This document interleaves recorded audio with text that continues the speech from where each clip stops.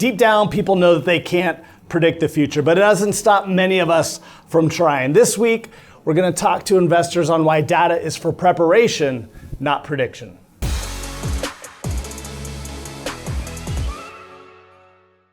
As we've talked about before, investors know how difficult, largely impossible market timing is. And we'll have that discussion, only be like, but yeah, where do you think things are going next and where should we move? Now, there are nuances to that. We talk frequently about rebalancing, look at things in terms of probabilities. But what we don't want to do, what we always want to check, and that goes for us internally here at 10, certainly encouraging investors is, am I crossing over that line? There's admittedly some gray area in the middle between attempting to be prudent and balanced and where have I now stepped into an area where I'm being predictive. One of the things people use to try to be predictive is data. They try to sift through it, consume it, newsletters, news shows, with the idea that if I could consume enough stuff, I could read those proverbial tea leaves to again deduce, gain that insight into what is likely to lie next. We would strongly suggest, for some reasons we'll get into, that isn't the best reason. Point number one, and as we go through kind of the current state of things, is data doesn't always agree. And so, as we've seen here lately, plenty of different pundits have speculated to it. The disconnect between soft data, a lot of sentiment survey data, which has been incredibly bearish for much of 25, with hard data, think GDP, various objective economic metrics that have actually been pretty solid. Ironically, those are beginning to flip.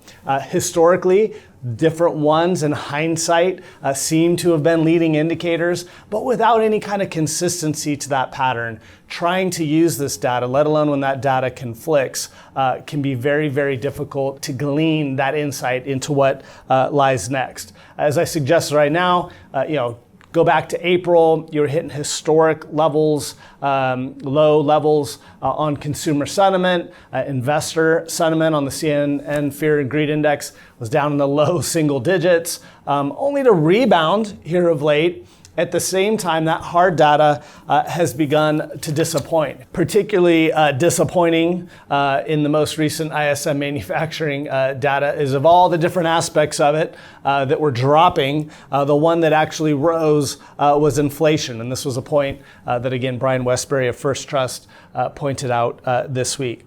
Not all data is disappointing. And again, this is the point. You can go find data to support whatever narrative you want to write. On the good news, and hopefully a good leading indicator of where that services data might rebound to in the future, is personal income continues to grow, up 5.5% year over year, as does spending, the lifeblood of the American economy, even maybe when it shouldn't be, up 5.4% year over year in May.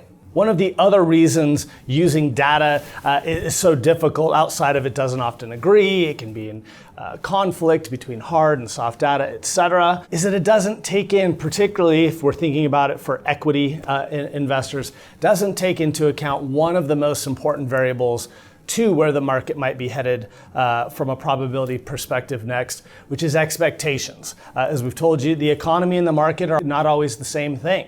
And part of that, again, is what were the expectations? Hard to wrap our minds around. Most of us would I'll take something good versus something bad. But when it comes to investing, oftentimes less bad is better than less good. Let's think about that for a minute, but it's accurate. So where do expectations lie right now? Well, the team at Strategis has pointed out that when policy uncertainty, one of many different kind of sentiment variables, spikes and gets to extremely high levels, which we just hit, actually surpassed the policy uncertainty of COVID, the forward-looking returns are really low. And that, again, relates back to the point we just made.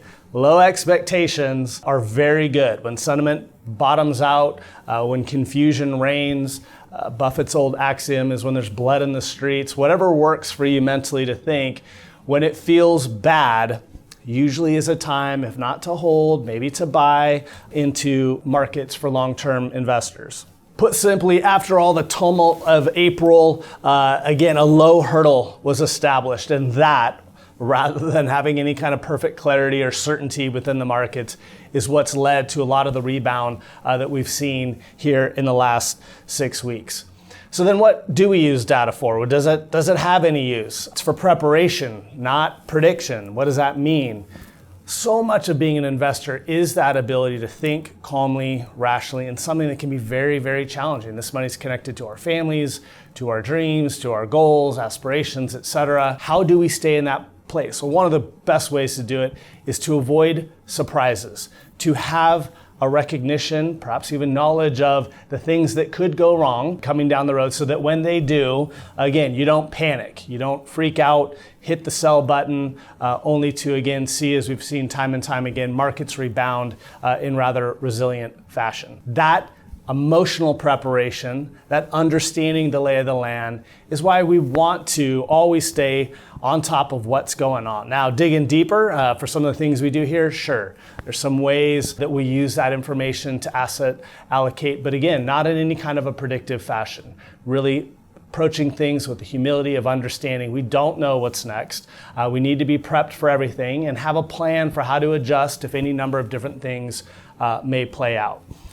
So follow along, learn, but again, use it mentally. Think preparation, not prediction. It'll get you in the best frame of mind to be successful. As always, thank you for your time. If we can be of any help to you, your friends, we're always here.